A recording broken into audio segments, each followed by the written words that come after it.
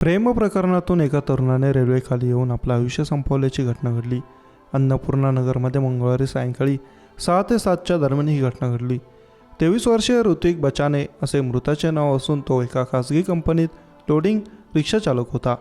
पोलिसांनी घटनास्थळावरून एक सुसाईड नोट सापडली आहे, ज्यामध्ये त्याने त्याच्या प्रेयसी आणि तिच्या भावावर गंभीर आरोप केले आहेत। ऋतिकने त्याच्या सुसाईड नोटमध्ये लिहिलं की त्याच्या मृत्यूला त्याची गर्लफ्रेंड आणि तिचा भाऊ शुभम बाथम राठोर जबाबदार आहेत। तो म्हणाला की तो निर्दोष आहे, पण समाजात मुलांचं कोणीही ऐकत नाही, त्यामुळेच त्याने हे टोकाचं पाऊल उचललं आहे। ऋतिक आणि त्याची गर्लफ्रेंड गेल्या वर्षभरातून रिलेशनशिपमध्ये होते आणि गर्लफ्रेंडने त्याच्यासोबत पळून जाऊन लग्न करण्याची इच्छा व्यक्त केली होती, मात्र ती कोणत्याही कागदपत्रांशिवाय पळून आली। ऋतिकने दावा केला आहे की त्याने कधीच त्याच्या गर्लफ्रेंडला इजा पोचवली नाही, उलट नेहमी तिची काळजी घेतली। सुसाईड नोटमध्ये ऋतिकने पुढे लिहिले की त्याची गर्लफ्रेंड त्याला वारंवार ब्लॅकमेल करत होती, ज्याचे त्याच्याकडे पुरावेही होते। गर्लफ्रेंडचा भाऊ शुभम 15 ते 20 गुंडांसह त्याच्याकडे आला आणि त्याचा फोन हिसकावून घेतला, जेणेकरून सर्व पुरावे नष्ट होतील आणि बहिणीची बदनामी होणार नाही।